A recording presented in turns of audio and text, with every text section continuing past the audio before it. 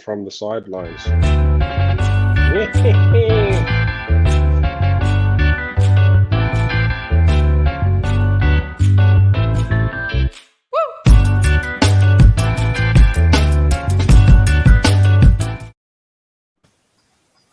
we're live.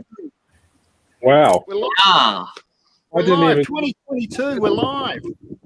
whooping that time. How cool is it to be back? It is good. It's been too long and a lot of shit has happened, as we know. And for those who don't know, this is Aussie Craft Distillers shooting the shit. And that's what we're going to do.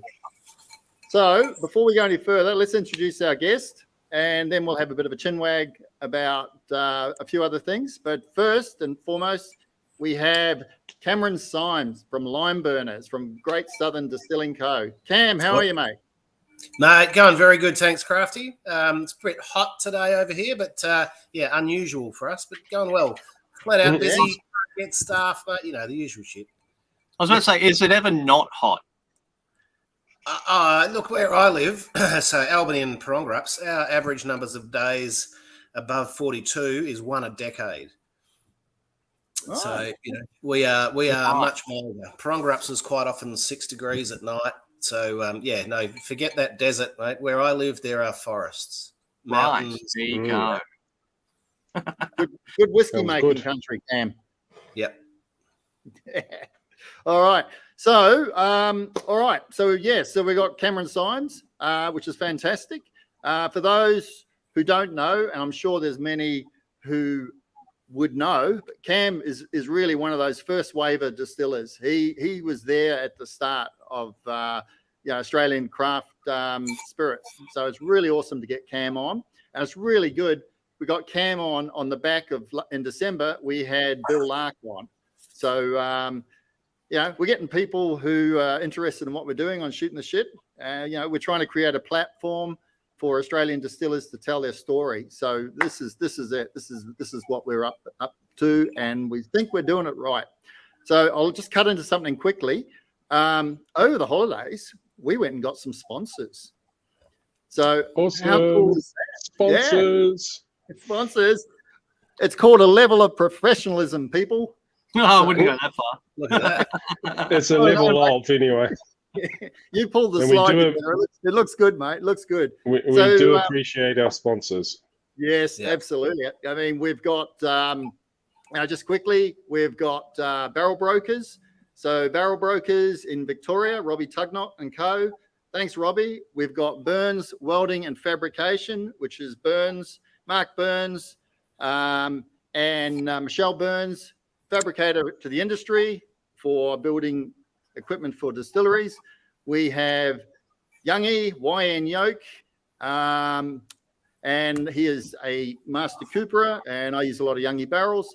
Then we have CCL Labels. CCL Australia is one of the largest providers of packaging in the spirits sector. Down the bottom, we have Saverglass. Saverglass is one of the larger bottle suppliers to the industry. So they're a proud supporter, so it's really cool to get them on board. Transwood, another cooperage, Dave and Pam down in Tasmania. They're on the grounds of Adams Distillery, doing some pretty amazing work. And I get some pretty good rum casks out of those guys. And then a mate of mine, local natural spring water and wild wogan. So Adrian, I get all my water from Adrian. So all my whiskeys, gins, everything are made with his stuff. So very cool to have sponsors. That's it. We won't talk anymore. Let's whip into the show and let's go. Where'd he go? I'm here, mate. I'm here. He's a pirate. I was thinking now. Look, so this is you can see out here, right? This is not hot. This is looking beautiful, and oh wow, a fair bit of water and shit around. So yeah, that virtual background I was trying to keep my marketing people happy sucked. So I thought I might as well just go through. Well, here, just so the marketing people can say we used it. There it is. Tick the box. I think you're running out of room for awards there, mate. Yeah. You got to figure, do you even bother, entering, it just becomes sort of that's, somebody switched me off, stop my cam again. You've got to sort of wonder a little bit about it.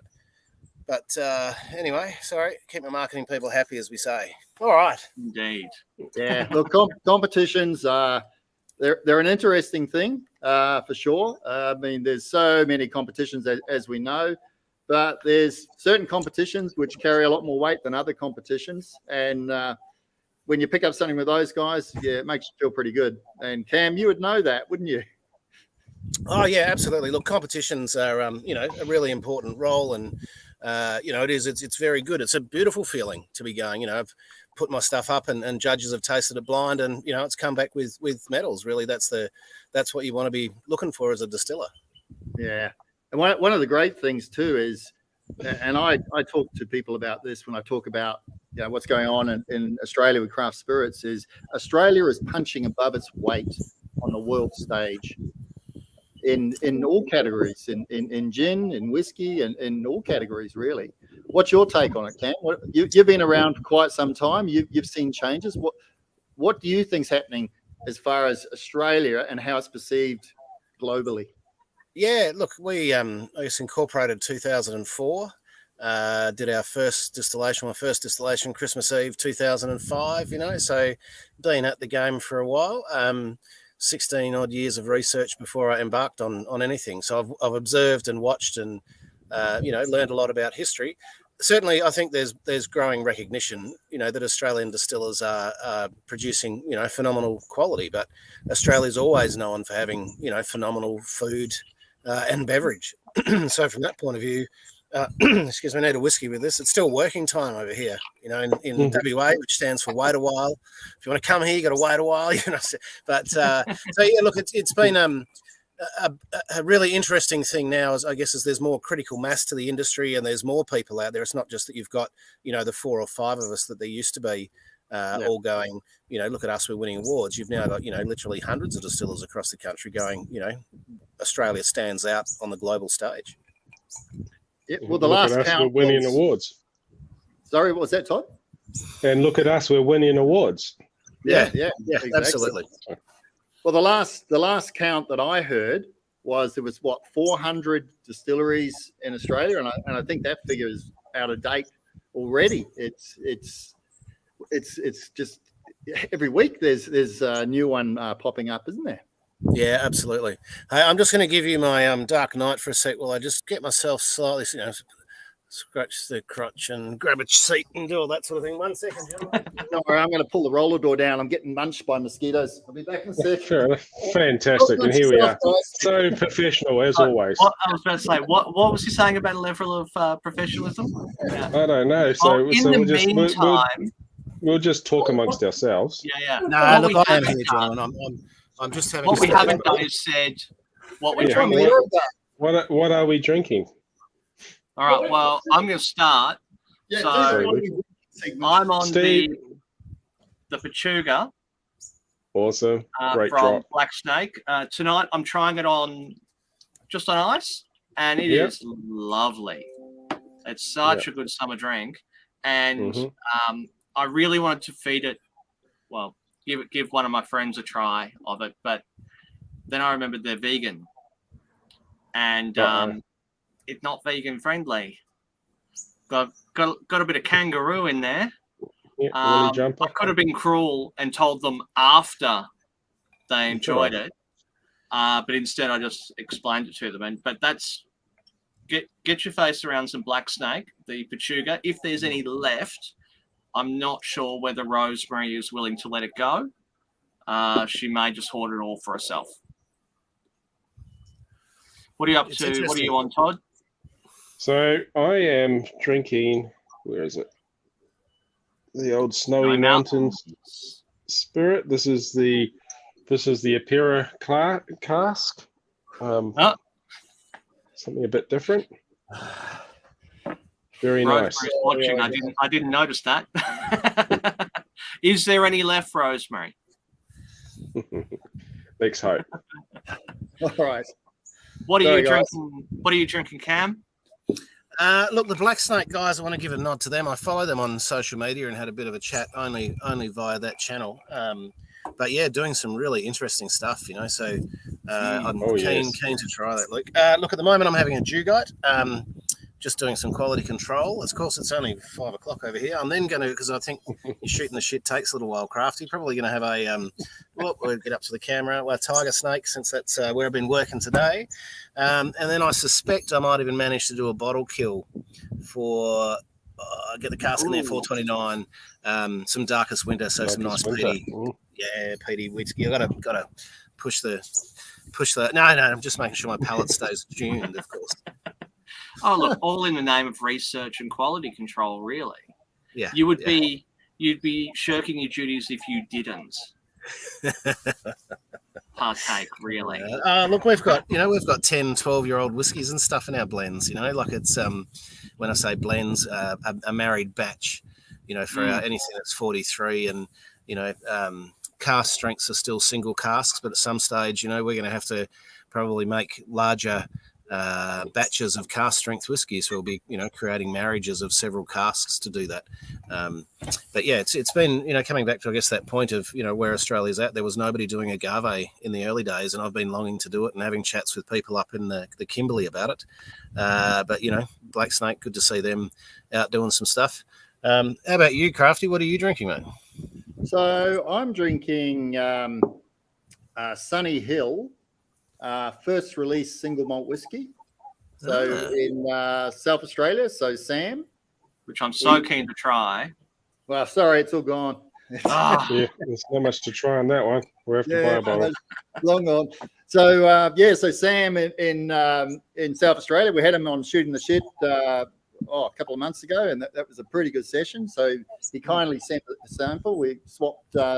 I swapped some of my latest release, and which I love doing, and as I think a lot of us do, just, you know, swapping little samples and.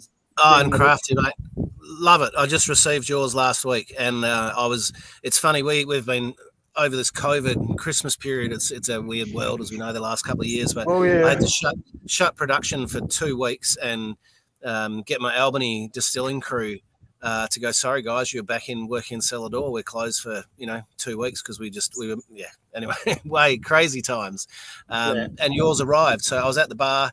This little package from Crafty arrives, which is that 100 ml, just beautiful, lovely, rich chocolate notes, mate, nice and creamy. And it was so the 2 guys were there with him. I was like, hey, here's something to pep you up, keep you going for the day, because we were getting slaughtered, of course. But it's good. It's nice receiving those gifts. Oh, yeah, it is, mate. So what else I'm drinking? I'm drinking, so Nick Hope in Dusty Barrel is playing around with rice. So this is his rice spirit. So I'm going to have a wee taste of that a bit later on. I'm going to also go on the sweeter side. I'm going to been drinking a bit of this limoncello from New South Wales. And these guys, Maria River Distillery. And the limoncello is very interesting because it's got a bit of a piff to it, which from what I understand with limoncello, you don't want piff, but it's adding some really interesting structure to it. So I'm really, really enjoying this.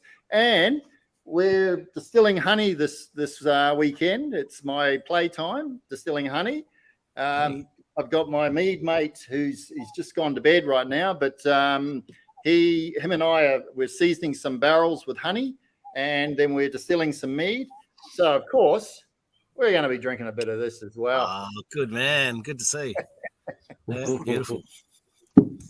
All right, guys, let's talk. Cam, you've got probably one of the more complex operations in Australia as far as distilleries and setups. So can you unwrap it for us and explain it in plain English, what the different distilleries are doing and what your plans are? Yeah, for sure. Well, I call it one family, 3 distilleries. So I've got 3 distilleries and 2 cellar doors, about to be a 3rd one. Somebody said to me I'd have to be crazy to set a distillery up. And maybe so my first distillery, in fact, I started in 150 square meters in a business incubator in Albany. and it was tiny. You know, I had my 1800 litre and my 500 litres still in there, and my mash tun, and was doing everything there. And then I rented another 50 litres, and that was my barrel. 50 square metres was my barrel store. 2007, we bought Frenchman Bay Road in Albany, so right on Princess Royal Harbour. It's like it is. It reminds you of Scotland. You know, it is that beautiful southern coastline. You know, WA is so different down the west coast. You know, people go, it's beautiful. It is, but you know, come down the south coast in WA, and it is just another world. So we opened there 2007. First distilling, I guess, 2005. Then I had a joint venture with a place called The Grove over in Metrocup in the early days, and they were selling our product and had some plans to put stills and stuff in there, but in the end, they did their own thing, and we set up University right in Margaret River, so our second distillery there, which is in town, and it's right on the edge of Margaret River itself. So that's what we call University. And then Parongarups came up, so 60 k's north of Albany. So Albany is this beautiful coastal Mediterranean, very cool, mild, temperate, climate. Fucking cold. Excuse, I hope you can bleep that out from a lot of people's point of view. People come here and they go, I tell them, you got to bring beanies, bring jumpers, man. It's cold down here. I did a lot of research, being a Scot, the cooler it is, of course, the less evaporates from your barrel. Ceteris paribus, everything else being equal. So, if I'm 5 to 10 degrees cooler than the rest of WA, consistently, if not 15 degrees, then, long term, that means I've got more whiskey in my barrel. But it also should allow the spirit to mature, in a more balanced, less rushed manner, was my theory. But Parongarups is 60 k's north, so that's Parongarup mountain range, which from what I read is the world's oldest mountain range, probably the most remote distillery in the country, right? And I know there's guys in Tassie who are going to be going, no. I'm like, mate, you come and check this place out. I've got 30 acres there, and when did we buy? That was Margaret River. We opened in 6 years ago, 7 years ago now. We had the first Australian Distillers Association conference there, was our opening day, at University. So my goal in general terms, trying not to be complex, but to keep it simple in my own head, was to go, I want to create centres of excellence, right? Where I can get people to focus on, one or two products, because it's a really complex process. The digger you deep, the deeper you dig, the more information, the more knowledge there is you can get, and the variances and nuance. Oh yeah. So Albany is single malt whiskey. University is gin, and we do some other liqueurs, and look, man, I experiment everywhere with what I'm doing. We do a whiskey barrel aged sriracha or fermented. Whiskey barrel fermented sriracha sauce over in Margaret River as well. And anyway, so then I need to try that. Yeah. Yeah, we're just, as with everything we do, we're scaling up. We're now actually doing, I think, 200 litres and so 100 litres in a barrel, because you get allowed to ferment and sit there and all that fermentation process. Parongarups, 30 acres. It was a 3,000 square metre winery. Bit of a sad story behind it. It had been set up as a cooperative with local wine growers in the Parongarup region. And look, one thing I'm really blessed with in WA, and why I chose the Southwest, was the quality of the produce down here is phenomenal. The wines, if you haven't tried them, pick up some wines from Parongarup and from Franklin River, right? They are stunning, down in this part of the world. So anyway, it went through, they'd gone broke, and I managed to pick it up. Nobody wanted it. It was too big. It's too far away. You'll never fill it. Now we've had Parongarups for 6 years, and we've got, 3 big stills in there. I've got a 9.5 metre tall pot still that came from a South Australian winery, that I managed to rescue. And there's stories everywhere, as Crafty. So, Parongarups, if you look like, is my engine room, right? It's not open to the public. Yeah. I can swear on this, and you can bleep it out if you want, can't we, Luke? I know. We've had Alex on the program, and we lost count. Yeah. Alex Dallenberg. Swear jar for me. Have a swear jar for Cameron. We need swear jar. I spend most of my time out in Parongarups because it is isolated. It's only half an hour out of Albany, but it's 60 odd k's. It is remote. I don't get annoyed and disturbed. It's my experiment. I got so much stuff happening out there. I've got 600 litre yeast propagation vessels. I got anyway, I've got fermentation vessels that I'm trying to get up my rum to 22% ABV and actually keep it as a biodigester. Anyway, there's all these good things that I've got going on. So Prongrups' experiment. So that's maybe it is too complex. It's one family, 3 distilleries, each one a centre of excellence, and cellar doors in Albany and Margaret River. Margaret River's got accommodation. Somewhere along the line, we managed to pick up some accommodation, and now we just bought a winery in the Swan Valley, which we're not going to operate as a winery. It'll be a cellar door in the Swan Valley just for University and Lime Burners and Tiger Snake. And so, the one family, 3 distilleries thing. Is that so it really begs the question, which one's your favourite? I need a drink. Oh, which one's my favourite? Right, that's like asking me which one of my children is my favourite. You've always got a favourite child. No. Which is the cantankerous one? Which is the one that gives you the most shits? Which is the one that keeps asking for money? Like that's like kids, isn't it? No, they all do that. Oh, it was funny. I did this. There's some friends of mine, guys called Mammoths Drinks, who were supporting Australian craft distillers. Did a gin advent calendar, and anyway, one of them goes, "Oh, somebody," and I forget the gin. I should give them acknowledgement that they were using the Christmas tree, and we were using the sandalwood, which is hemiparasitic. And he's going a little bit like your, kids when they're in their 20s, really. So it's like, yeah, it's sort of. But we digress. Which is my favourite? Look, Prongrups has the most potential. I've got 1,000 square metre barrel store there. We're about to build another 1,000 square metre barrel store. It is the engine room. Lime Burners, I guess, is where my heart is. That's my first. It is, and that's still, where my passion absolutely it's everywhere. University's got its own vibe and its own, pursuit. The people over there, the way the crew have adopted our pursuit of excellence and let's do everything the best we can. There's something to love about every site, right? There is. Is there much? It's a wanky term, but is there much cross fertilization across all the different sites?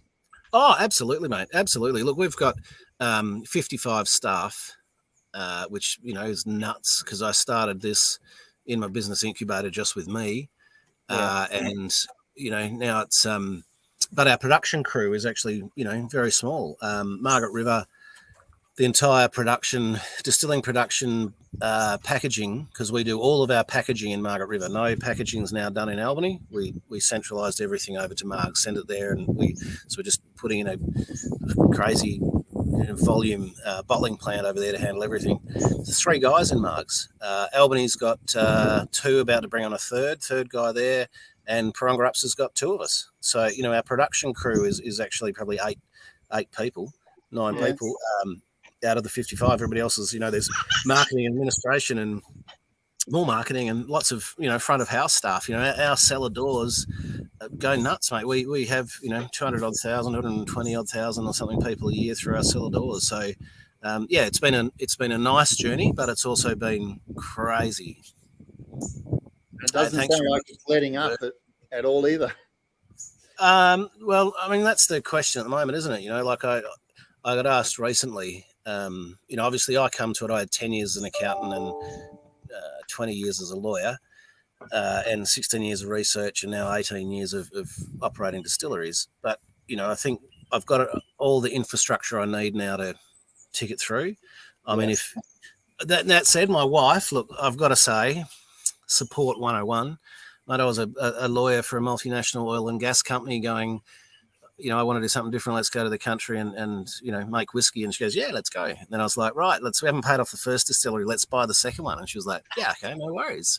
And then I was like, oh, this big place has come up, like it's Mammoth Industrial Place. I'd like you to come and look at it. And she goes, well, this Tiger Snake crossed my path. I know you want to do Tiger Snake. There's a bit of an omen. I think you should get that too. So, look, the support I've had, because we hadn't paid off the first, we still haven't paid them off. In fact, that's, it's anybody who's looking at if we're shooting the shit, look, my experience, and sure, I've grown and I've got a 50-year plan. So I'm not, I'm not looking to make money, within 20 or 30 years, really. So anybody who's looking at this and going, I'm going to set up a distillery and make bucket loads of money, I'd be going, you're the guy that needs to go and have your head read. Yeah. Yep. Absolutely. There's a lot more costs than you ever expect. A lot more costs. Yeah. It's the old rule of thumb. It costs 3 times as much and takes twice as long, or the other way around, or something. So and then double it. Yeah. Triple it. The thing that I say to people also is, because they come into my shed, right, and they go, we're looking at opening a distillery, and I say, well, have you got a couple of million in your back pocket? And they go, no. And I go, well, that's what you need as a starting point, in this day and age. And they go, but you started at the smell of an oily rag. And I go, yeah. And I'm probably the last of the smell of the oily rag distilleries. They don't exist anymore. And it's not just building a distillery, it's feeding the beast, isn't it, Cam? It is, absolutely, mate. You got to feed it. You got to feed it, and you can't let up. And it doesn't matter if your sales are down or whatever. You cannot let up. You got to feed the beast, because you're making decisions that you're not going to get a return on them in years. Oh, decades, mate. Decades. You've got to be thinking decades in this industry. Anybody who thinks they're going to get a return in short of decades, what you will see is some pump and dump. I'm just helping myself to a little libation of some Tiger Snake whiskey. Folk song written about this one in America, by the way. Just for Australian whiskey making a folk song in the US. Like, I had a huge chuckle about that, because I'm like, mate, Australia's always, copying and imitating stuff from the US. Here it is, they're, picking up our craft whiskey and taking it to heart into the culture. But anyway. Look, I think it's been a great journey, but you've got to have a passion for it. For me, it's the same with, whether you're chefs or production staff. You can be qualified, but if you don't have passion, there's no point being there. That passion is the most fundamental thing that you can have. And to bootstrap it, I think people could still bootstrap Crafty, like smell of an oily rag. I mean, that's what mine was. But I remember Bill Lark said to me, he goes, when I had good chats with him first, you can set it up very expensive, or you can set it up, lean and clever, but you've got to be smart and put a lot of time and effort into what you're doing and what your equipment's going to be and how it's all going to work. What were you saying, Crafty? Millions, you reckon, to set one up? Yeah, that's what I say to people now. I say a couple of million. Honestly, it depends. I mean, a lot of people have aspirations that they're going to build a distillery with brand spanking new equipment and a big still and all the other infrastructure, and you go start totaling that up. There's a lot of dollars behind it. Of course, it depends what you're going for. Obviously, whiskey investment is more than say a gin investment to start with, because you get that. You can basically sell it straight away, so you can. It supports the business. Whiskey is a longer term game for sure, and rum and brandy. Yeah, any brown spirit. Any of the brown age spirits. I mean, even if you want to cask, age, and we're resting, gin for a year to a couple of years now. So I think anything where you want to be taking that time and let it do, that's going to be it. I think we'll see some, probably some brands in that gin space, because you can get to market faster. But I got asked, would I do it again? And 20 years, or almost 20 years in, 18 years in. Look, I probably would if I started then. I wouldn't be doing it again if I started now, because I think Crafty, as you say, it was hard. I was pushing shit uphill, trying to get product acknowledged and dealt with and all that sort of thing. But now I think to do it, the national distributors, for example, take a much harder approach now than what they used to. And, so it's a much more complex business to even try and dip your toes into. And that leads into the question from Chris Bird here. How much of an issue is the actual transport and distribution of your goods, and in particular from West Coast to East Coast? Okay, that's a great question, Christopher. Thank you for that. Look, transport costs are nuts, and at the moment, I just had a conversation this morning around pricing. We've got to go for a price increase. Look, some of the big companies, and I think this actually is a ACCC issue, but they're telling us that we're not going to be allowed to increase prices for 18 months on new products we pitch to them, which is, I can sort of understand, but at the same time, it's like, really? Shipping costs at the moment, look, stuff coming from bottles. I'm very lucky. I've got a chief operating officer, a bloke I went to high school with, who's got passion and, loves his product too. And probably 18 months ago, he said, Cameron, logistics globally are going to go nuts, mate. We're going to start holding more inventory. Is that right? I was like, yeah, okay, let's do that. Well, even talking to Bunnings, for us, we used to spend $4.5 to $5,000 to get a pallet in. That's about what it is now. No, we used to get a shipping container into the country. We're now getting quoted. We just got quotes $20,000. Yeah. I bring shipping containers of barrels from America 2 to 3 times a year, 40 footers, and that cost has gone up 4 or 5. We're over $20,000 in transport. I spoke to another distiller who didn't have the foresight to have some of the inventory we have, who's actually air freighting in pallets of glass, from Europe. Yeah. And that's what you have to do. So the logistics are nuts. Consumers, we're looking at having to absorb price increases at the moment because I don't think consumers will wear all of it. We're going to put it up, but not, put our pricing up. Obviously, we're not discussing that from a business point of view. But it is really tough. The global, and I think it'll be 2 years, maybe 18 months to 2 years before global logistics sort themselves out and you get more reliant. So any distillers out there, I'll be going, put more money into inventory at the moment, would be my suggestion for business risk. But so that's a nutmeg. Getting product over east is always tough. That's why we now bottle exclusively in Margaret River. We transport costs, both the carbon, CO2, carbon miles type of thing was too extra distance to Albany. And look, with the Swan Valley, we're not committed to doing anything there at the moment, but, again, we might be able to in 3 to 5 years be looking at going, well, we could actually cut carbon costs and other costs for transport by dealing with everything in a metro city, just ship our spirit to Perth and handle all packaging and distribution from there. The East Coast is a nightmare. It's really hard dealing with the big guys who the gorillas remain nameless. Look, it's hard. Yeah, there's only a couple. They're big gorillas. They leave bruises. Look, I think you got to go into dealing with them, I think, with your eyes open. And it's hard, look, we are super remote. I mean, Kaylin and Karanara at the Hoochery, yeah, guys, you are actually more remote than us. So I'm not that one by a couple of 1,000 kilometres. But, they'll say to us, we give you an order on Monday. Hey, to Andrew Young. They'll get an order to us on Monday, and we're meant to have it in Melbourne by Thursday. And it's like, yeah, mate, no worries. Like, we order it, the transport pick it up today, then it goes to Perth, then from Perth to Melbourne these days. Who knows? And from Melbourne to you, and then you want us to meet a 1 hour time window of delivery.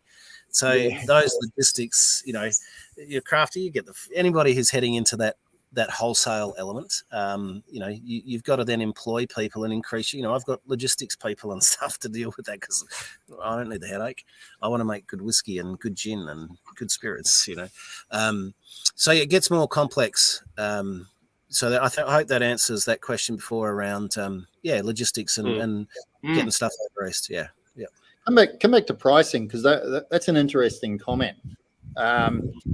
There's murmurs on social media. I've seen a couple of people post and a couple of articles saying that global demand for Scotch is going through the roof, and logistically, it's hard to supply Scotch. And there's talk of within a year, with 2 years, 3 times the price of Scotch is going to be out there in the marketplace. That's going to have a very interesting impact in Australia if all of a sudden Scotch starts to become incredibly more expensive. Don't you think? And we already pay the Australia tax on almost everything. So, yeah, look, I think that's an interesting point. The Australia tax, we pay a remote tax. I think extra transport costs, for that's hard for us to compete from somebody who's based in Melbourne or Sydney CBD, for them to get a product to their to the DCs or the big distributors, you know, that's a local delivery. You do it yourself, you know. Yeah, whereas for us, there's, you know, hundreds and hundreds of dollars of extra cost and logistics. And of course, if you don't meet your 1 hour window, you're booted back, so you charge more and all that sort of thing, let alone give them a pallet that's not, you know, 100% right. Right, then you've got a real problem.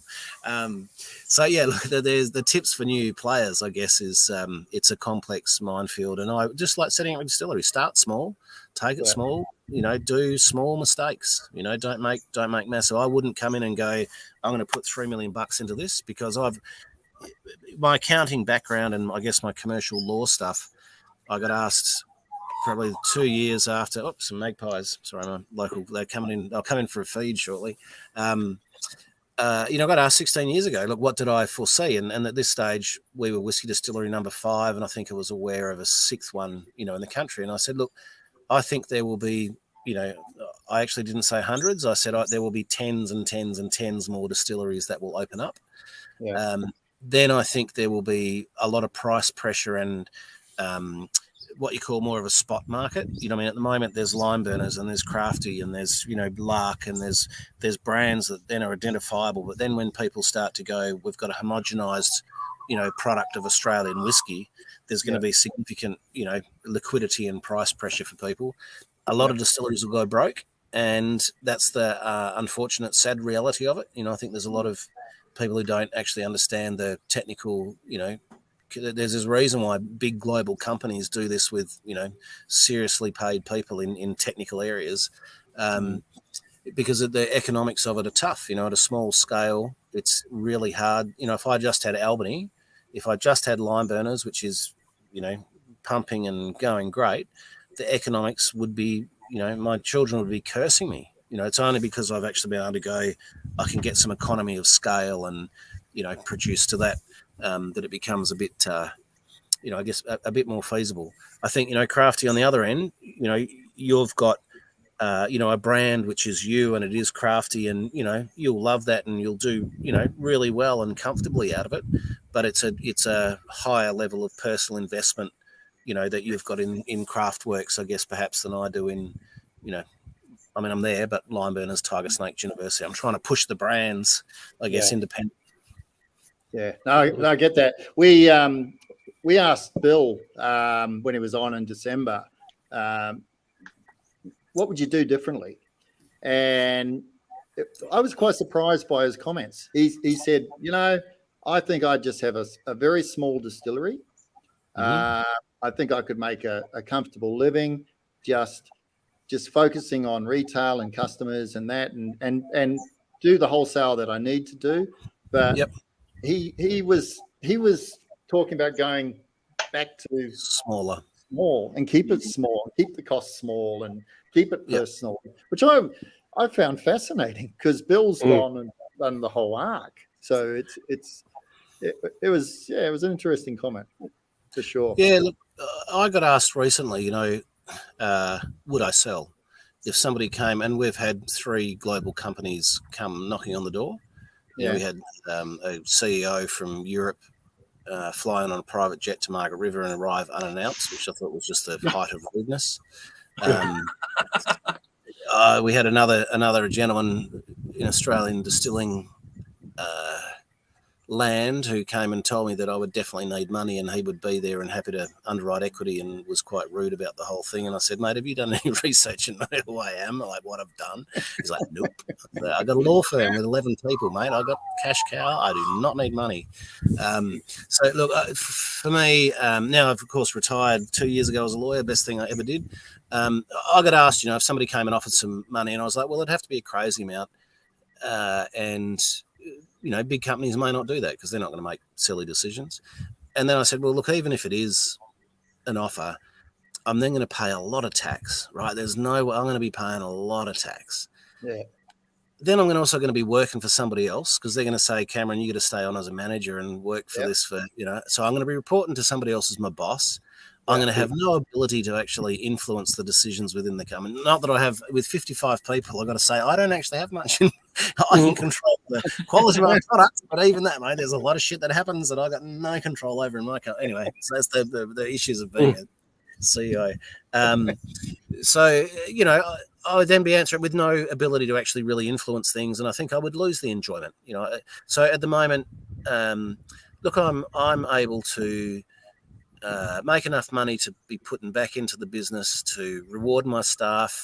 You know, well, keep people for the long term, and you know, keep them all happy. I don't need stupid amounts of cash. I'm still loving. Mate, I'm down there in my effluent pond, stinking up today in my waders, putting in lime slurry, and you know, like I've got a yeast factory at the front, and I've got a bacteria factory at the back. You know, so you know, I guess I'm a bit like you, Crafty. You know, I'm enjoying doing what I'm doing. I think I'm at that stage where I don't look my goals, and I've put this out there. Okay, I've said I'd like to be doing $100 million as a company. You know, in terms of that's where we'd want to be.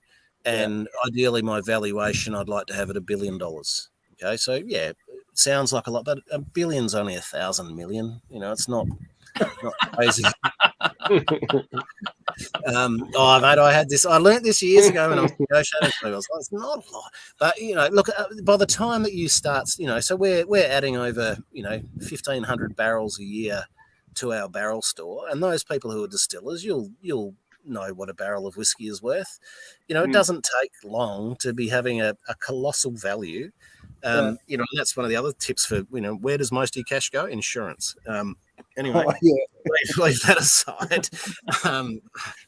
Flammable products, I guess. But anyway, so yeah, look, it's for me, it's a long-term burn. I've always had a 50-year aim. I'm hoping that my kids will want to take over. They may not, and I might, you know, then have to be faced with some different decision, but my decision is a 50-year plan, mate, where this is a family trust. We roll this on, and my kids, because our business now has everything from science, you know, in biological science to from, you know, distilling to hard chemistry, engineering, marketing, commerce, accounting, HR, you know. So I'm saying to my kids, look, whatever you want to do, like my whole thing about I love what I do, I want to have fun at work.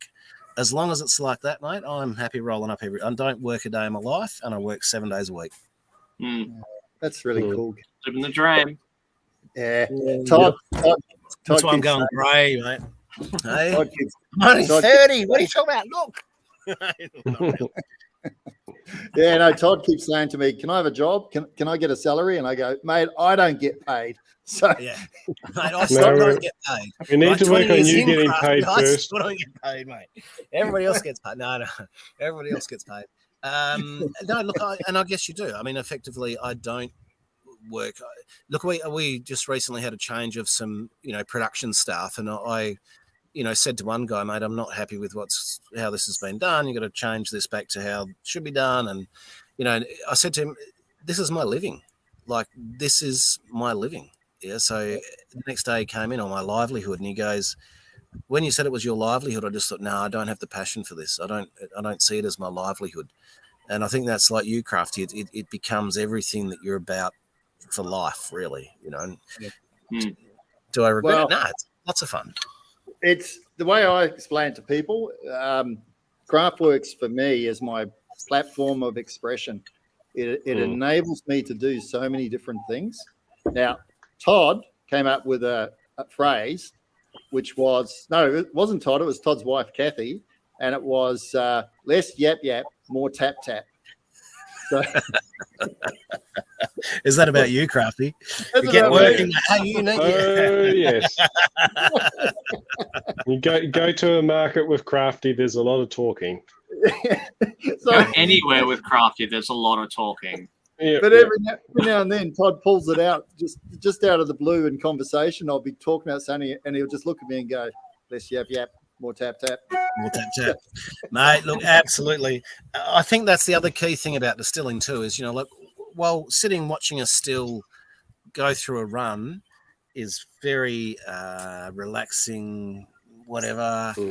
It's not the efficient way to operate a distillery. Mate, you have got to be so busy. You've got to be multitasking, multi-skilled, absolutely on the ball, attention to detail as well as big picture. You know, so that, that tap. How do I explain it? Let's put a rocket up your ass. Get out of second gear. I don't know. So no. Listen to Cam. All of those things. All of those things. Mate, I have been down adjusting the pH in an effluent pond until 8:30 at night the last 2 nights.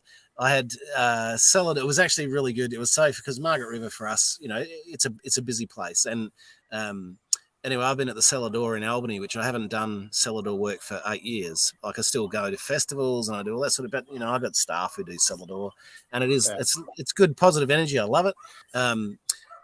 We normally have 9 to 11 people on. We had 6 people rostered on. 4 people were sick, so there was 2 of us to do what 11 people ordinarily should have done, and we actually set a bit of a record with some. There was no bad customer. Actually, there might have been a bad service review that day. They didn't give us much service. I'm like, fuck, give us a break, mate. So yeah, it was. I tell you, dear. So it was good for me to be able to go to staff, and I think anybody who sets up a distillery and does that inevitable thing of then employing people to work. As my dad said to me years ago, he said, Cameron, some people think when you're the boss, you get to take it easy, do less work. He said, mate, when you're the boss, you are the hardest worker in the whole business. And I'm like, yep, okay. So, that I think Crafty that's the tap in the distillery, mate. We're all tap, Crafty. Well, speaking of tap, we have a segment which is fantastic. Called, what is it called? Can't wait. Well, why don't I just... And now, it's time for Throw the Todd under the bus. Too much time on their hands.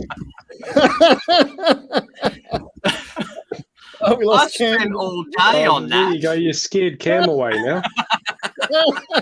He's grown up. I'm here. I'm just doing my subliminal marketing messages, right? Yeah, I know. It's very, very dark. So you didn't see that little video, did you? I did see it. I mean, I was sitting there. I see it. I'm just I'm a couple of whiskeys in craft. That is the first time Todd's seen it. So now, Todd, you've just been thrown under the bus and go. All right. So, Cam, thinking back to when you first started, what's the one thing this that... is about me. Todd, this is getting thrown under the bus. That's it. I get thrown under the bus to off the cuff ask a really good question, which sometimes works, sometimes doesn't.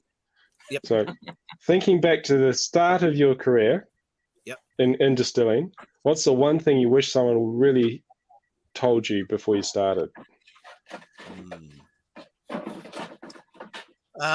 In fact, the one thing I actually told myself, which I pass on to so many people, is do not dilute equity.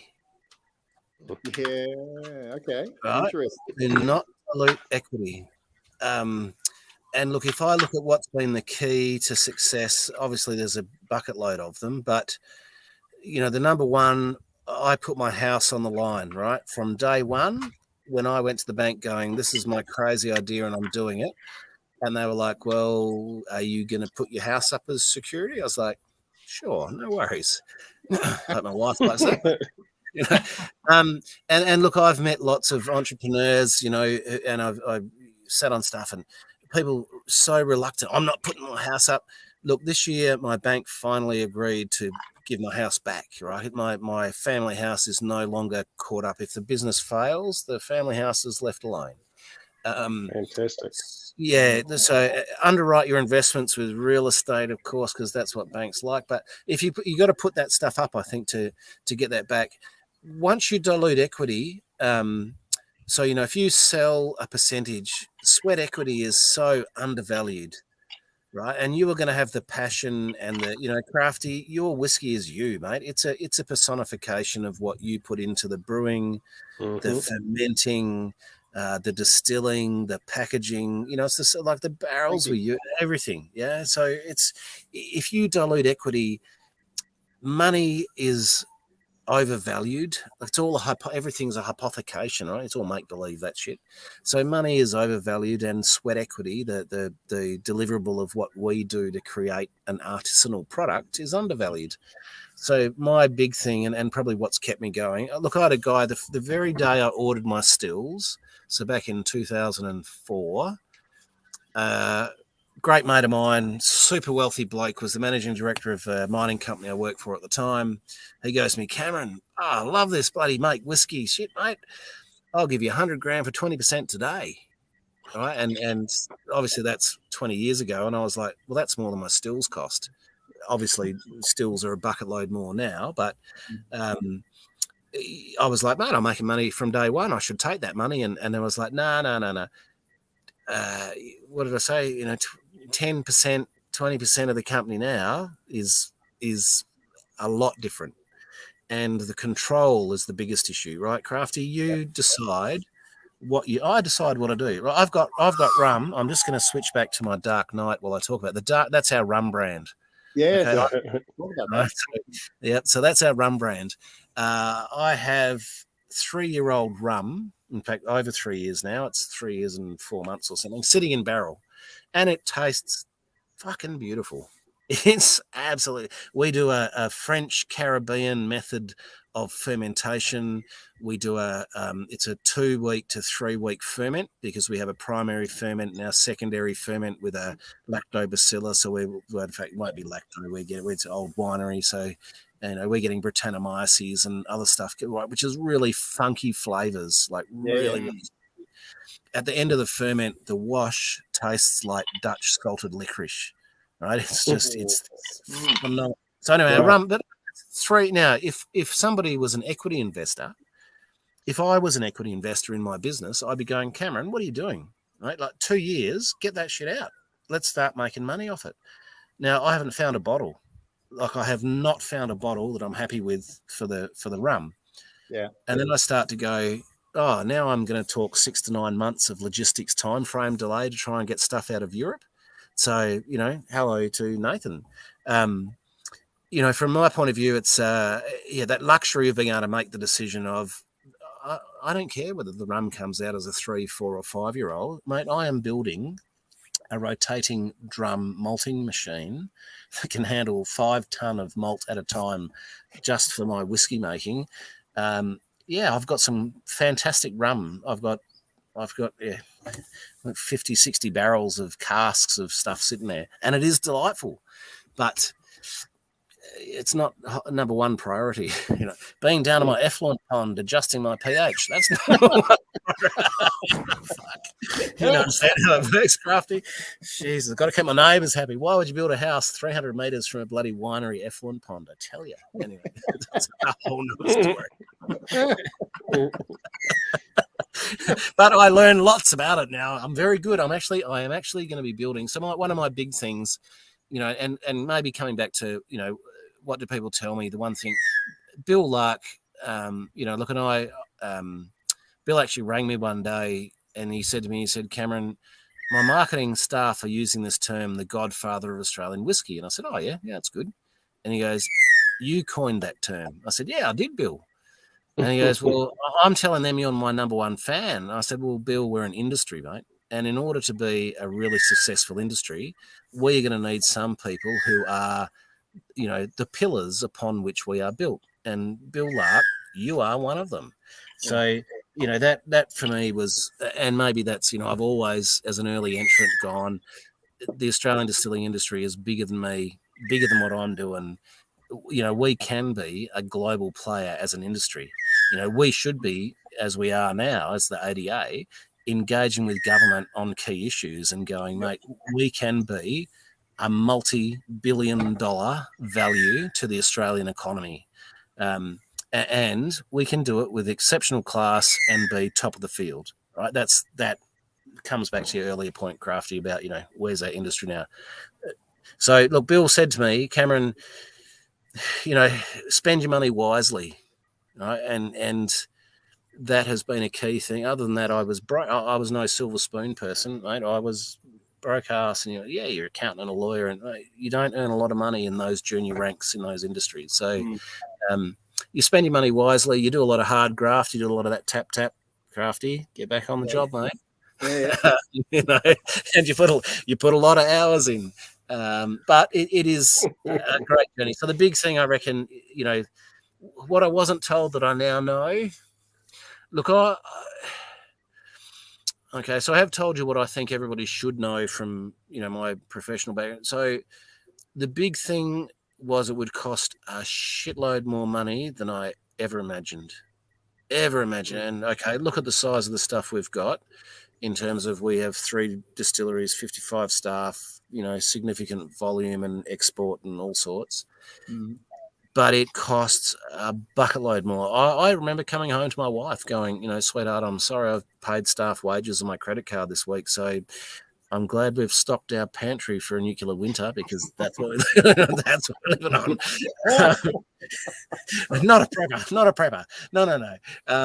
But, so look, I think, and as you said, Crafty, the cost of, and not just the financial cost, the personal cost, right? You go to... And look, I think it's become a bigger issue. And I remember in my early days, one of the tough things for me was to actually go, I'm making Australian whiskey and it's good. People who would be craft producers now would be going, hey, I've got Australian whiskey. And most consumers would be going, oh, I'm expecting this to be good. Whereas when I started, people were like, well, this is going to be shit. And I was like, yeah, great. So I got invited, a good friend of mine invited me to a whiskey fair. She was running it, went along and it had been great. People loved it. Product spoke for itself. And then one guy came up and he goes, it's the worst whiskey I've ever had. It's shit, mate. And I said, oh, thanks for that. I said, well, have you ever made whiskey? He said, no. I said, oh. Have you ever made whiskey and then sent it off to an international competition? He said, no. I said, oh. And have you ever made whiskey and sent it off to an international competition and got a gold medal? He said, no. I said, well, you can get fucked then. Now, as the owner, I am the only person who could say that, right? Well, that's actually better. That's better than Marty Pie's line. So Marty Pie, Riverbourne, right? Yep. He had someone who came to his cellar door, at a market, right? And he tasted it and he goes, not very good. And Marty just turned around quietly and said, that's all right. There's more for connoisseurs then, isn't there? And the guy was just Absolutely. I like that one. Good on you, Martin. Look, look, pearls of wisdom. Lynn Lark and both Bill and Lynn have been, and I consider mentors, right? I rang Lynn and said, "Oh, Lynn, I've got my gin. I've got my gin recipe settled. I'm ready to go. How do I know whether it's any good?" And she goes, "Do you like it, Cameron?" I said, "Yeah, I do like it." She goes, "You know it's good then." I said, "Oh, right." She goes, "Mate, don't give a shit about there are going to be people who love it, people who hate it, as long as you like it." And that's been the key thing for me with I will not release a product unless I am happy with it. And it bugs the shit out of some of my staff because I'm like, no, don't like that. Yes, like that. No, and so unless I'm happy with it. So yeah, that was really nice words of wisdom from Lynn in the early days about, if you like it, that is the only thing that really matters. And I totally digress because I'm 2.5 whiskeys in and I forgot what the question was. That's a good. I'm actually one more whiskey. And that thing again. Is that? I'm not the only one getting that. Who's doing that? Luke? Not me. We had this problem once before, didn't we? Oh no, it's all good. Oh, back again. Oh, that's good. That was a nice segue out of that question I missed. Hey, there's this thing on ABC I've watched called Drunk Historians. I think that sounds a bit like this shooting the shit thing. Yeah, completely scripted, not. So I've just been drinking Nick Hope's rice spirit. It's very, very creamy, very, very interesting. Nick's doing some pretty cool stuff. And Nick raised a good question. I don't think we've actually addressed this question, have we, Todd? What was Nick's question? It was something about blends in Australia. Yeah. Where do you see Australian blends in the future? Which is a really good question. That's for you then, Crafty. Well, that's for you, mate. That's for you. Look, great question.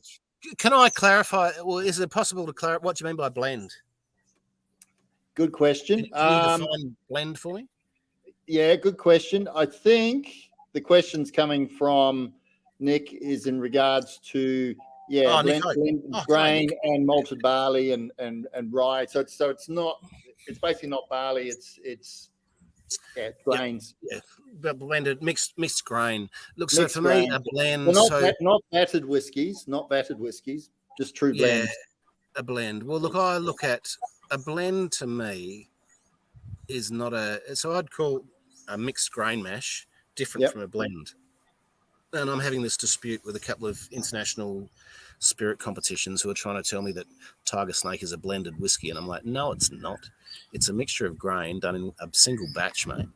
A blended whiskey to me, blend refers to the end product, right? A blend is after you have your spirit, you then blend it. That's why it is blended whiskey. Otherwise, you'd be calling it blended grain. Yeah. It's blend talks to the final product.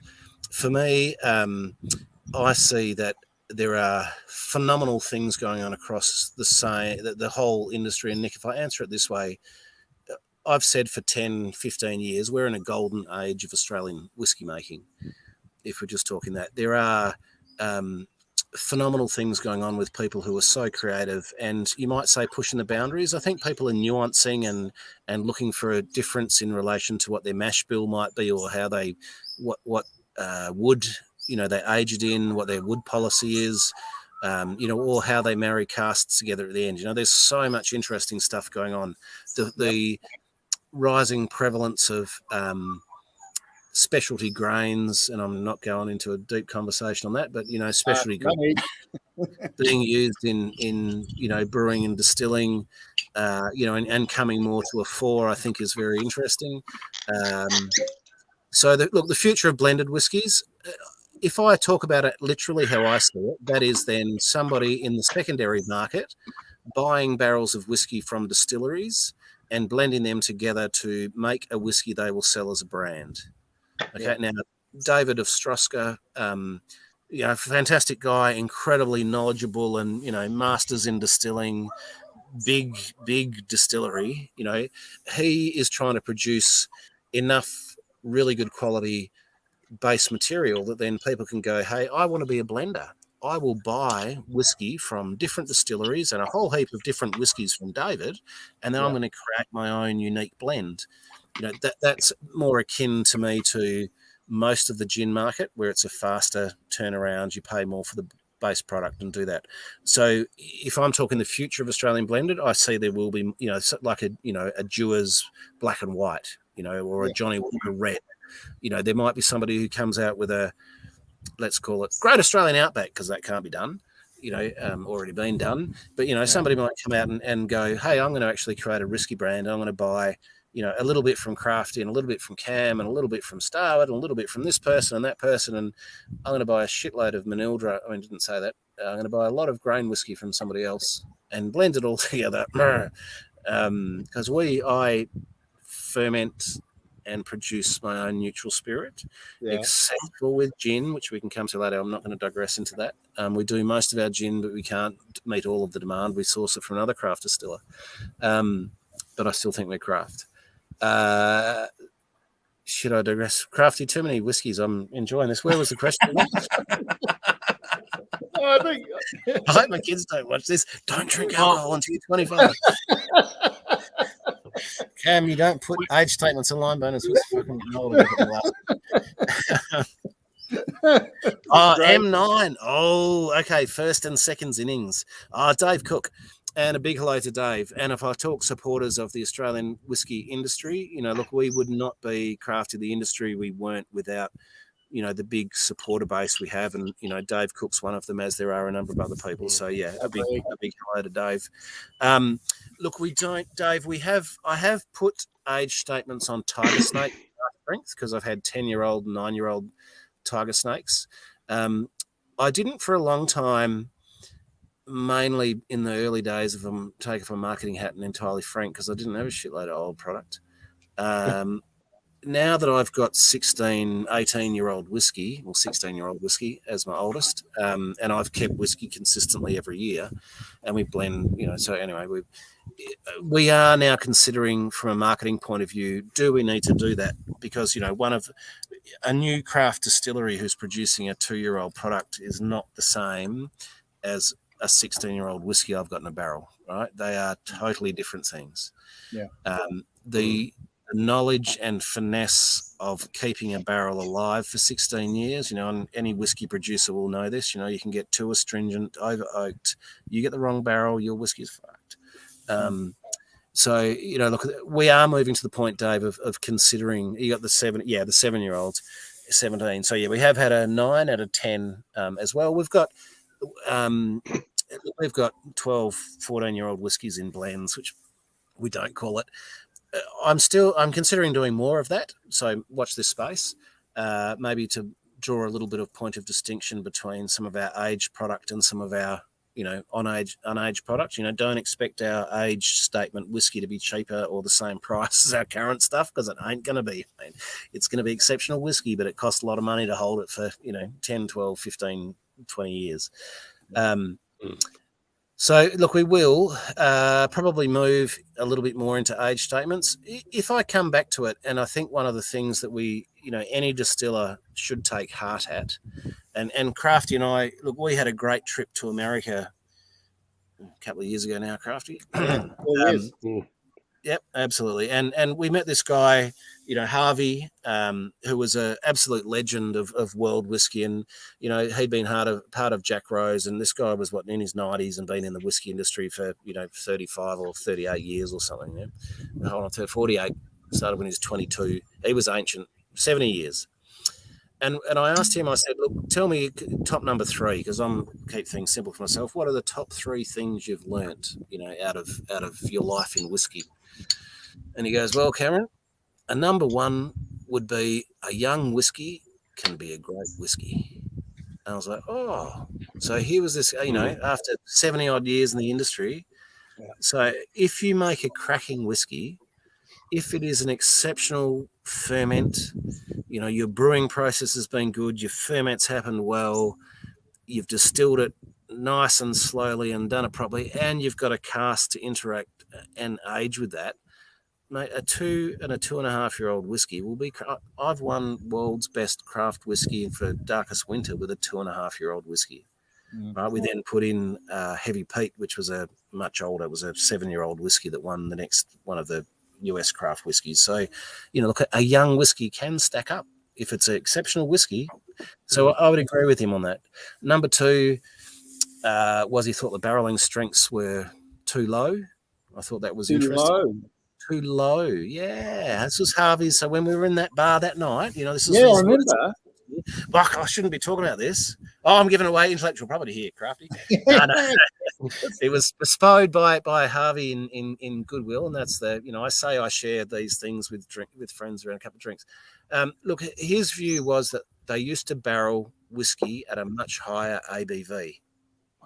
Now, it probably makes sense because in the old days, it would have been the economics for the driver. So you'd want to use as least barrels as you can, right? You'd want little money as you can in wood. So you would have been going, I'm not diluting this down. I'm just putting water into a wood barrel to age for years. I'm going to put it in super high strength and I'll add my water later. So his thing was that he thought, and he referred to some particular doctor who I won't mention because I actually have a lot of respect for him. He said, this guy came out going, here's your barreling strength. And he said, the world went, oh, yeah, that's what we've got to do. And he goes, bullshit. In his view, higher ABV. So I'm experimenting. That's all I can say. I don't know, mate. And what we do, Crafty, is one big experiment. It takes decades to find the shit out. So you're going up. You're going up. I'm going down. I'm doing both.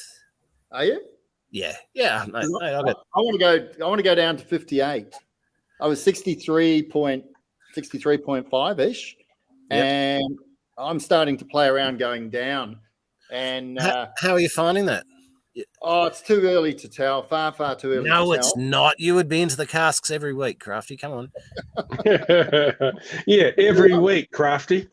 To be honest, it started with a batch that was like, oh fuck, I went too far. It was like, oh, shit. All right. And then, but I've been doing a lot of research and talking to a lot of people about barreling strengths. And what we're chasing is, like you tasted IM2, right? IM2 is the best we've made yet.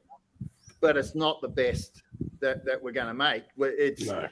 It's a moment in time. It's a time capsule, and the mash bill has changed quite substantially from that point. But I want to take IM2 and dial it back. It's hard to explain. I want to maintain that complexity, but dial it back and get more spirit coming through. So I'm trying to reduce the cask interaction, but still maintain using the same style of casks. So it's going around in my head right now, and Todd's looking at me going, "Fuck, what are we going to do now?" No, it's all good. I'll have a talk to you offline about a couple of ideas that I have. I've picked up a few ideas over 36 years of research and experience. Look, to me, casks are where I wouldn't say a whiskey's made or broken. I actually think it's made or broken in your fermenting and your distilling and in fact every single step, right the way through from water source. There are many who would disagree. There are many who would disagree and say that your ferment doesn't really add much, or your brew doesn't add much to it. People that don't make whiskeys. What I would say is, and I'm definitely pissed now, mate, I make some cracking whiskies. What the fuck would I know? Your brewing is fundamentally important. Yeah, I'm an idiot, maybe, right?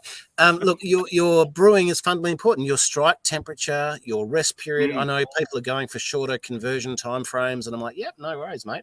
I am very happy that, some particular time frames lead to more floral characteristics coming through in your new make spirit, and I can taste that stuff.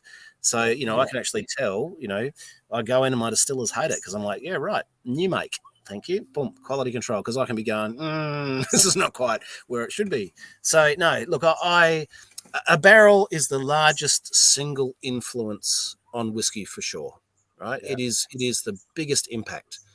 Now, that said, I'm looking at old whiskies and creating, look, I want to have some 30, 50, 60-year-old whiskies, right? That's where I'm heading. So for me to actually have a cask that can hold a whiskey for that long, there is no way I'd be using brand new oak, right? No way I'd be doing that. I would be looking for something that people might call a spent cask. Where I go, I know that the grain of the wood, and I'll talk to my cooper. I want a tight grain of wood. I don't want an open, porous, wider grain of wood for this because it's going to allow too much, seepage. I want something more locked up and tighter. So, there is so much, I guess, analysis and knowledge that goes into cask selection to make sure that you can have a long-aged whiskey. If you want something short and punchy, a lot of people are going for tiny, small casks, right? My experience is, good in theory, hideously expensive, and doesn't produce any better product than what a 200-litre barrel does in the same time frame, right? In the same time frame. So, if you want to force something in 6 or 12 months, well, you can't sell it as whiskey. If you want to force it in 18, it's still not whiskey. Whereas if you go, I want this to be 2 to 2.5 years, right? A 200-litre or 180 American bourbon barrel is the perfect size barrel for creating good quality product within that time frame. Yeah. There was it's tried and true, really, isn't it? Well, what was our biggest learning, Crafty? Sorry, what was that? What was our biggest learning when it came to barrel sizes?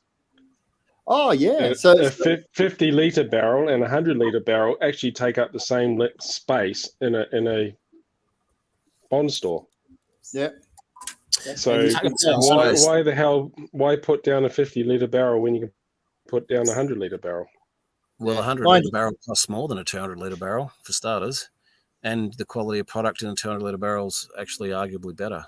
It would be, look, I've tasted product from all sorts of different people in all sorts of formats.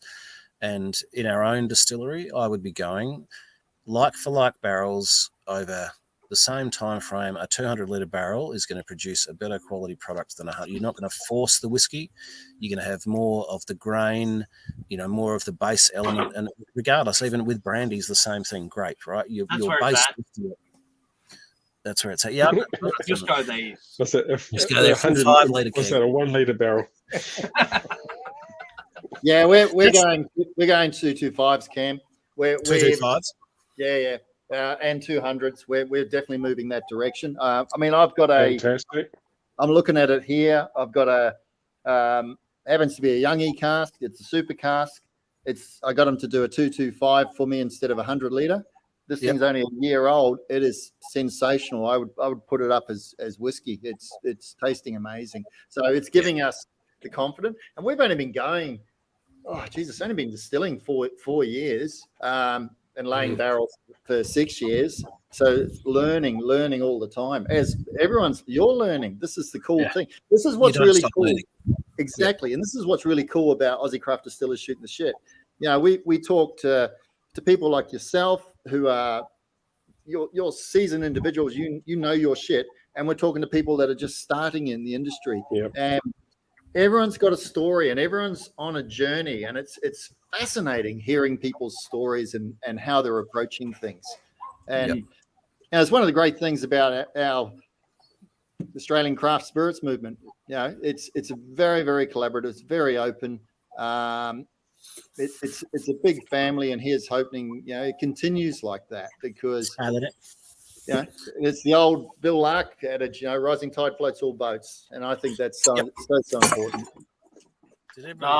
Taxi. That was a taxi. I was reaching because I'm getting an old bastard now. Hi, Linton. Linton, yeah. Okay, now I definitely need a new drink, given that we've just had an accident at the bar. Can I give you a Dark Knight segue just for a minute while I duck inside and grab a new glass? Go for it. And then I'll come back and answer that question. Yeah, can you occupy some space, Crafty? Yeah. Come on, Crafty. All right. Okay. More yap, less tap. All right. So yap. So, for those who haven't watched Aussie Craft Distillers Shooting the Shit or listened to the podcast, and believe me, this is good in podcast format because you don't have to look at our ugly mugs. It's fantastic in podcast. Brand it up. And so what I was going to say is where this thing is really starting to take off. It's really good. We're getting to shoot the shit with people like Cam and Bill, seasoned professionals in the industry, but not just in Australia, also internationally. And our 2022 lineup, we're booked it solid for the year, which is fantastic. So we think there's some really good content, but a big part of it is also questions. The more questions we get, the more questions people, distillers and not just distillers. We're going to have craft maltsters on. We've got Coopers on. They can answer your questions. So don't feel shy. Just put your questions out. There is absolutely no such thing as a dumb question. We all ask dumb questions, and that's how we learn. That's how we all learn. They're often the fun ones too. And the fun ones, yeah. And you get to see, how we interact, how we all interact in the industry, and you can see that there's a core thing going on. There's real energy in our industry. It's an exciting time to be in the industry. We're about probably 6 to 8 years behind what's happening in the US, and the US is just going like this. So Australia is just going to keep going. So, and just on our fully booked guest list, so in 2 weeks' time on the 27th, we have Unicorn Spirit, Ben Osborne. Ben Osborne, multi-millionaire Ben Osborne. And then on the 3rd, we're following it up. We're backing it up a week later. There you go. Nice one, Mr. Booker. That's all right. We've got Windmill Distilling. Linton. Linton. Yeah.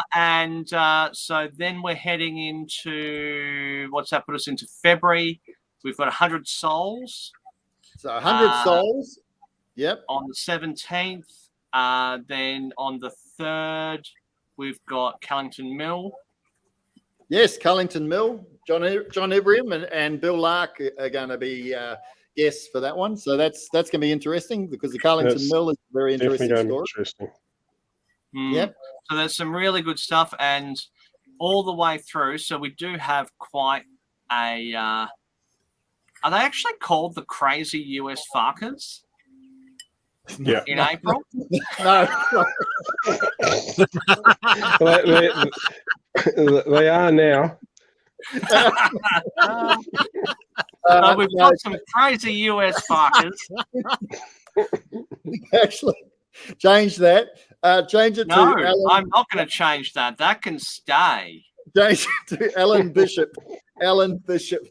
That's so. Spirits of the French Lick in Indiana in the US. So, I've got to create the graphic, and I was going to put that on. So he is a crazy US bugger, though. I tell you, he really is. Anyway, Cam's back on. He's got a drink in his hand. Right, I got a question for Cam. This is a serious question. Well, Cam. there's one on the stage. There's one on the screen. Oh, okay. Go to the screen. Go to the screen. What's first? Oh, what's that? That's a line burner marble. ball. Oh, is that like a whiskey stone, a chilling stone thing? Oh, he's muted himself. Here we go. That helps. Stone outside, liquid on the inside, branded up. So it was my marketing people's suggestion for something to do. So yeah, I'm not a big ice person. I do put a lot of water in with my whiskey. Lots of people are crafty, you would know I'm always let's add more water to that. So like my whiskey to go a long way. So I'm trying, but as a lot of probably the biggest thing I think you need, regardless of your gender fluidity, you need to have big balls to set up a distillery, right? It is you need to have. Not size, though, it's how you use them. Metaphorical ones, of course. But look, it is, and I think, fortune favors the bold. If you've got passion for it, if you've got a good palate, you're prepared to develop your palate. It's a skill you can develop.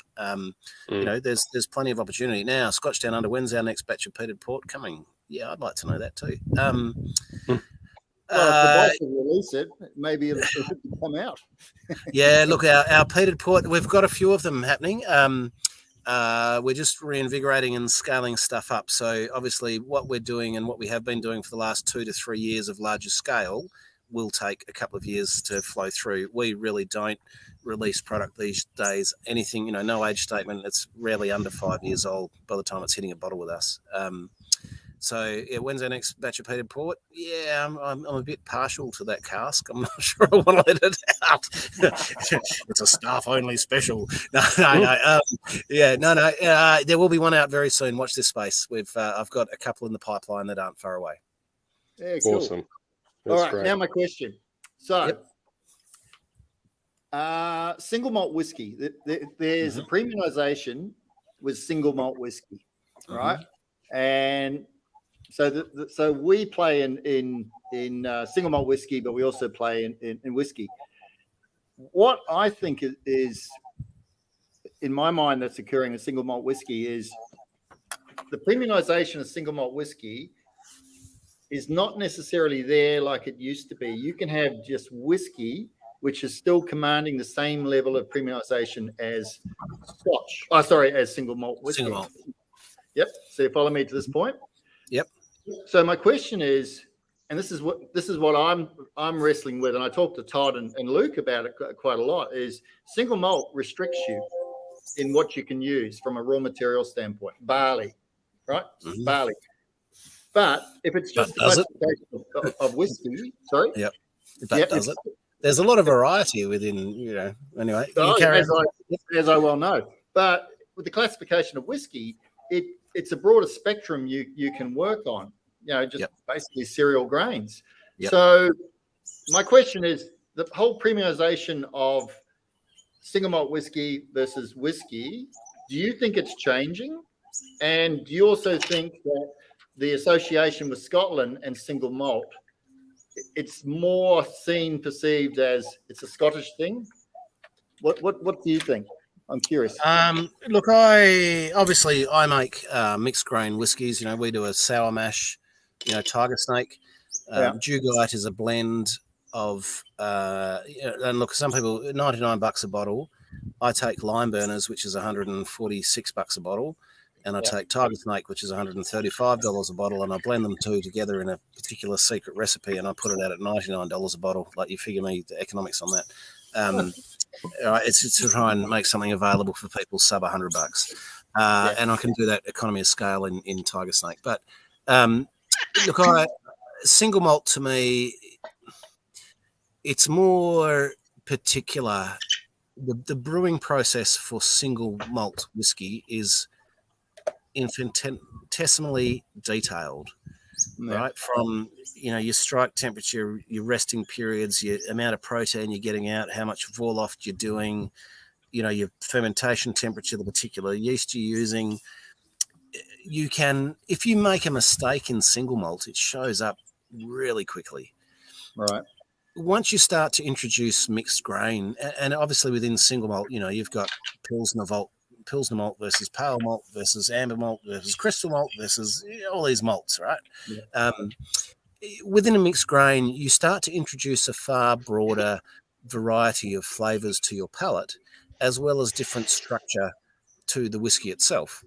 So a mistake is perhaps a little bit easier to hide or not be noticed, right? So I would still be thinking, to me, single malt whiskey, and look, my single malts I think are the premium of what we do. I love Tiger Snake, and some of our Tiger Snake cask strengths are absolutely fucking cracking.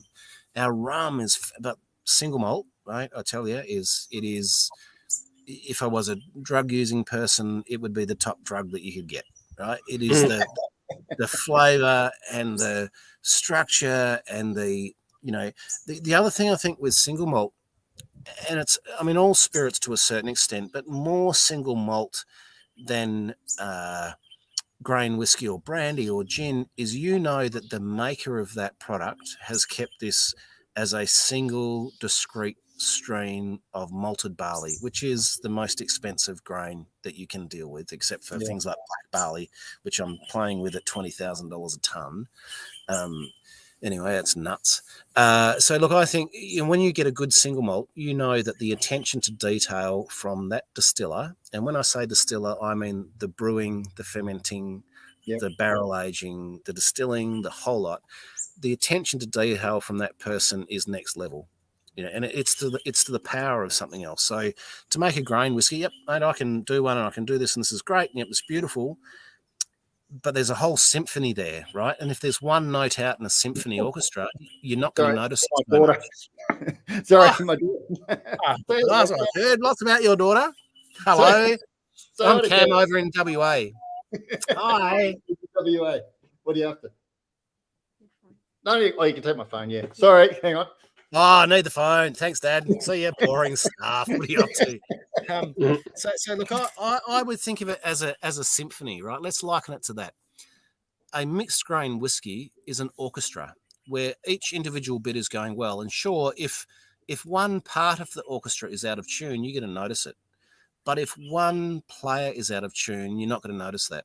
Single malt whiskey is like a soprano singer or a tenor, where you have singular focus on what you're achieving. You get one odd breath or a breathe back. I'll ruin it. Next time you listen to a singer and they sing a couple of words, do they do this? Then you find the singer who doesn't take that breath and they sing that seamless, you know, connection. They're taking breath in, but it's not an audible sound, right? That to me would be the premium. So any mistake in a single malt whiskey is going to be magnified and show up like dog's balls. Whereas in an orchestra, one single player, you're the conductor, you're a very fine palate, you're going to pick it. Mate, if you're the general orchestra sitting back there going, or the general audience, I'm having a rocking night out, this is great, yeah, I'm loving it, oh, gee, this sounds good, that noise is, you know, the flavours are great, you're going to miss it.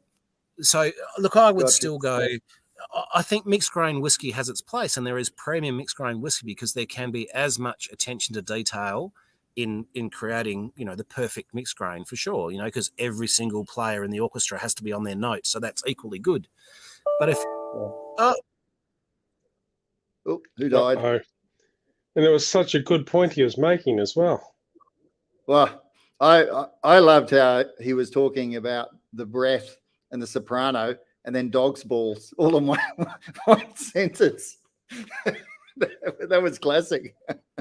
Where's he gone? I don't know. WA's fallen off the cliff. Has he? No, it doesn't look like he's coming back. Well, he's still sitting there. Oh. Hang on. Oops. Bing bong. Oops. Well, we are at 1 minute 29. So what's that? And on that note. On that note, yeah. Well, let's see if Cam comes back. Which, no, he's gone. He's literally gone. We have completely lost him. Really? So maybe that's a good place to wrap it up. After I think we're at the hour and a half mark anyway. Yep. All right. Do the wrap up, Luke. Do the wrap up. Yes. Well, okay. So thank you to our sponsors, of course. So you can check them out on the website. And also on the website, we've got merch. Oh, merch. Show us. Show us your shirt. Oh. Show us your shirt. We've got merch. You can buy merch. You can buy the logo. You can buy. Look at that. Model it. Model it. Work it. Work it. Nice. God, yeah. No one ever says nice. I do shit like that. Noise. This is calling. So we have merch that you can buy through the website. Please like. Oh, Cam's back. Please like and subscribe. Yeah, look, there he is. There, he's come back. Lost him. Did you fall off your balcony, mate? Oh, mate, my bloody battery died. So technology. It's a little technology failure. That's all right. We're wrapping up now anyway, I think, unless we have any final questions that we want to do. Final question. I'm happy to take one. How Crafty, happy to have a chat with you. I've got a couple of good things I'd like to shoot with you about probably. Yeah. No, absolutely. Hang on at the end then. Yeah, hang on at the end. Hang on. We'll wrap it up. So yeah, please like and subscribe on both Facebook and YouTube. Our next one is in 2 weeks. As we said before, we've got I've forgotten already. Ben Osborne, Unicorn Spirit. I'll put out the event a week before, basically, so you can bookmark that. Counting down. Like and subscribe. Buy some merch. You know, like it doesn't cost much and looks cool. And there's like some awesome stuff there. And look at that. You could look as good as Crafty. I mean, look, it sells itself. Wrap it up. Thank you all. Like and subscribe, and we'll catch you on the 27th with Ben Osborne. Thank you all. See you guys. Cheers, guys.